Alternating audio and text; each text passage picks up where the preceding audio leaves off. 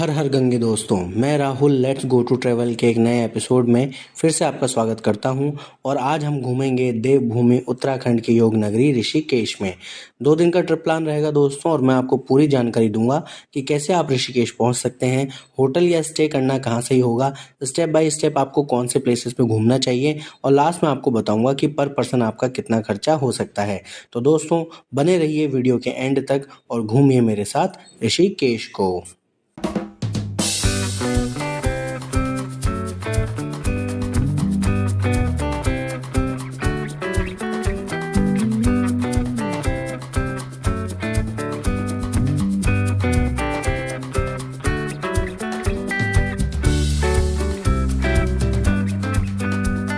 ऋषिकेश दोस्तों, ऋषिकेश गढ़वाल रीजन में आता है और ये गढ़वाल रीजन का एक तरीके से प्रवेश द्वार है। वैसे तो साल भर ही ऋषिकेश में जाने वाले लोगों का, स्पेशली युवाओं का तांता लगा ही रहता है। फिर भी समर में यहाँ जाना स्पेशली मार्च और अप्रैल में सबसे बेटर रहेगा, क्योंकि हल्की हल्की गर्मी यहाँ पड़ने लग जाती है और इस तरह से पानी में जाना भी आपको काफ़ी अच्छा लगेगा।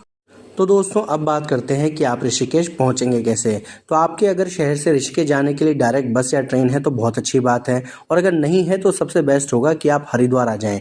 हरिद्वार में बस स्टैंड और रेलवे स्टेशन दोनों आमने सामने ही हैं, और बाहर निकलते ही आपको ऋषिकेश जाने वाली बस और टेम्पो दोनों मिल जाएंगे। अगर आप बस से जाते हैं तो वो आपको ऋषिकेश बस स्टैंड पर छोड़ेगी और पर पर्सन चार्ज होगा 70 रुपये, और अगर आप टेम्पो से जाते हैं तो वो आपको छोड़ेगा लक्ष्मण झूला रोड पे और चार्ज लगेगा 80 रुपये पर पर्सन। मैं आपको सजेस्ट करूंगा कि आप टेम्पो से ही जाएं और लक्ष्मण झूला रोड पर ही उतरें, जिससे आपको सारे टूरिस्ट अट्रैक्शन जैसे लक्ष्मण झूला, राम झूला, गीता भवन, ये सब आपको नज़दीक रहे। और दोस्तों आपको होटल भी यहीं लेना चाहिए। मैंने भी अपना होटल यहीं लिया था, जो कि जानकी झूले से मात्र 500 मीटर की दूरी पर था।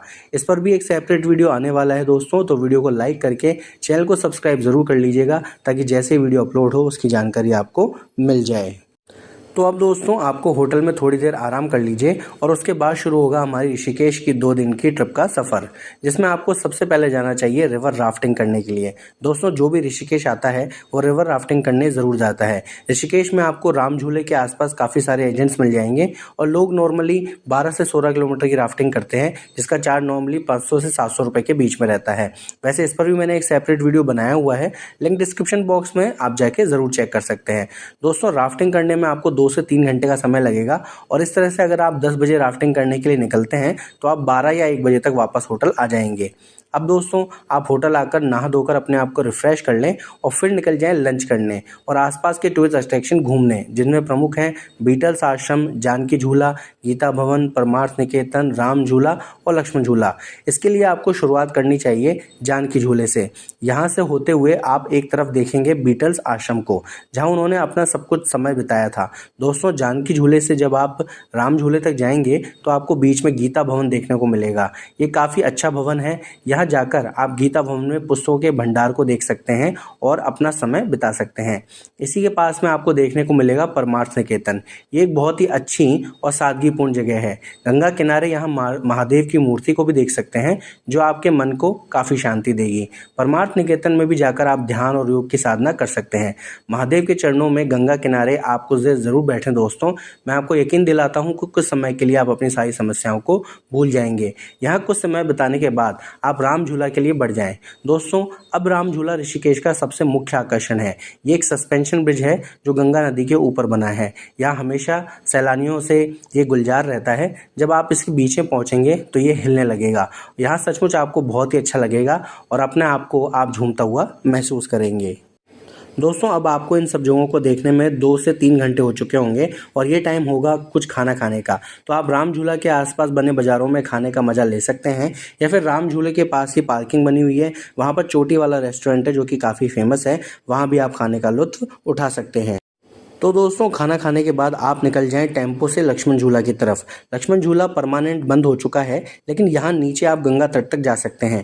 गंगा किनारे रेत और पत्थरों के पास बैठकर पानी और रेत का मज़ा भी ले सकते हैं। कई सारे देशी और विदेशी सैलानी यहाँ आपको धूप सेकते, योगा करते और पार्टी करते नज़र आ जाएंगे। यहाँ भी आपको काफ़ी अच्छा लगेगा दोस्तों राम झूला के आसपास सारे अट्रैक्शन घूमकर वापस आने में आपको लगभग 4 बज चुके होंगे। अब आप वापस आकर होटल में रेस्ट कर सकते हैं और 1 से 2 घंटे आराम करके वापस रात को निकल जाइए परमार्थ निकेतन महादेव के साथ गंगा किनारे आरती देखने के लिए। आप त्रिवेणी घाट पर भी जा सकते हैं दोस्तों, लेकिन मैं आपको रिकमेंड करूंगा कि आप परमार्थ निकेतन पे ही सायं आरती का आनंद लें, क्योंकि रात का नज़ारा यहाँ बहुत अच्छा लगता है। साथ में यहाँ पर गीता भवन भी है और जो टूरिस्ट अट्रैक्शन यहाँ पर हैं और रात की जो लाइटिंग खासकर राम झूला पर होती है वो देखने लायक होती है। कुछ समय निकाल कर गंगा किनारे बैठकर जो चहल पहल होती है दोस्तों वो बहुत ही अलग है। और रात में राम झूले के आसपास जो लाइटिंग हो जाती है उसका जो एक्सपीरियंस है वो वास्तव में बहुत अलग लगेगा। इस तरीके से यहाँ कुछ देर समय बिताकर आप अपने फर्स्ट डे की ट्रिप को ख़त्म कर सकते हैं। तो दोस्तों इसके बाद नंबर आता है दूसरे दिन का। दूसरे दिन आपको सबसे पहले जाना चाहिए नीलकंठ महादेव मंदिर, जो कि राम झूले से करीब 30 किलोमीटर दूर है। इसके लिए आपको राम झूले से चलने वाली शेयरिंग जीप का ऑप्शन ले सकते हैं, जिसमें आपको 250 रुपये पर पर्सन लगेगा। वो जीप आपको लेके भी जाएगी और वहाँ आपको 1 से 1.5 घंटे का टाइम भी देंगे, जिससे कि आप मंदिर में आराम से घूम सकते हैं। अगर आप 9 बजे भी मंदिर के लिए निकलते हैं दोस्तों तो वापस आने में लगभग आपको 1 बज रहा होगा, क्योंकि आराम से 4 साढ़े 4 घंटे लग जाते हैं। मंदिर में दर्शन करने के बाद आप वापस होटल में चाहें तो आ सकते हैं और खाना वाना खाकर थोड़ा रेस्ट भी करके राम झूले पार्किंग के लिए निकल सकते हैं। इसके बाद आपको जाना है नीरगढ़ वाटरफॉल या फिर नीर वाटरफॉल। यह करीब 8 से 9 किलोमीटर दूर है और जंगल में बसा एक बहुत ही सुंदर वाटरफॉल है, जहां आप ट्रैकिंग भी कर सकते हैं। यहां भी आपको करीब 150 रुपये पर पर्सन के हिसाब से शेयरिंग जीप का ऑप्शन मिल जाएगा। तो वापस आ जाएंगे आप करीब 2 घंटों के अंदर अंदर। नीरगढ़ वाटरफॉल काफ़ी अच्छी जगह है दोस्तों, और यहाँ आपको अपनी फैमिली अपने दोस्तों के साथ में काफ़ी मज़ा आएगा। यहाँ आप नहा भी सकते हैं। तो दोस्तों इस तरीके से वापस आने में आपको लगभग 4 बज रहे होंगे और आपका दूसरे दिन का ट्रिप यहीं ख़त्म हो जाएगा। तो दोस्तों इसके अलावा अगर आपके पास तीसरा दिन भी है तो आप पैकेज डील में एडवेंचर एक्टिविटी कर सकते हैं, क्योंकि ऋषिकेश के अंदर एडवेंचर एक्टिविटी काफ़ी अच्छी तरीके से होती है। इसके लिए आपको शिवपुरी की साइड में जाना पड़ेगा, जो कि उस पैकेज डील के अंदर ही इंक्लूड रहेगा। दोस्तों मेन एक्टिविटी जो होती है विद कैंपिंग, उसका जो चार्ज है वो 1500 रुपये से लेकर नॉर्मली 2500 रुपये पर पर्सन तक होता है। तो दोस्तों इसी के साथ ही आपका दूसरे दिन या फिर तीसरे दिन का ट्रिप भी खत्म हो जाएगा। अब दोस्तों बात करते हैं कि आखिर ऋषिकेश के अंदर इस पीक समय में यानी कि मार्च और अप्रैल के टाइम पर आपका जो खर्चा है वो कितना हो सकता है। तो अगर आप सैटरडे या संडे को जाते हैं, क्योंकि वीकेंड पे आपका खर्चा कम से कम 1000 से 1500 रुपये पर पर्सन ज़्यादा होगा और सभी चीज़ों को मिला करके। तो अगर मैं एक हिसाब की बात करूँ तो पर पर्सन आपका खर्चा 5 से 6000 रुपये हो जाएगा, वो वीकेंड की बात कर रहा हूँ। और अगर वीक डेज़ है तो आप 1000 से 1500 रुपये कम कर सकते हैं। यानी कि अगर आप 10 से 12 हज़ार रुपये लेके जाते हैं और 2 दिन आप रहते हैं तो ऋषिकेश में जैसा ट्रिप प्लान मैंने आपको बताया है वो सब आप 10 से 12 हज़ार रुपये के अंदर बहुत अच्छी तरीके से कर पाएंगे। तो दोस्तों ये था वीडियो ऋषिकेश की पूरी ट्रिप प्लान का, जिसमें मैं आपको ऋषिकेश आने से लेकर वहाँ रुकने से लेकर किस किस स्टेप से किस किस प्लेसेस को कैसे कैसे समय में घूम सकते हैं सब कुछ बताया है। साथ में बजट कितना रहेगा वो भी आपको बताया है। आई होप कि आपको ये जानकारी अच्छी लगी होगी। इसके अलावा भी ऋषिकेश के और सारे वीडियोज़ हैं, वो आप लिंक डिस्क्रिप्शन बॉक्स में है, ज़रूर देखिएगा दोस्तों। इसके अलावा आपका कोई अगर क्वेश्चन है तो मुझसे पूछ सकते हैं। आपके क्वेश्चन की जानकारी मैं ज़रूर कमेंट बॉक्स में दूंगा। आई होप आपको वीडियो पसंद आया होगा। पसंद आया तो प्लीज़ इसे लाइक और शेयर ज़रूर कर दें। साथ में चैनल को सब्सक्राइब करके नोटिफिकेशन बेल को ज़रूर दबा दें, क्योंकि डिफरेंट टूरिस्ट प्लेसेस और बेस्ट बजट होटल्स के वीडियोज़ में लगातार लाता रहता हूँ। तो मिलते हैं लेट्स गो टू ट्रैवल के ऐसे ही किसी नए एपिसोड में। तब तक के लिए हर हर गंगे।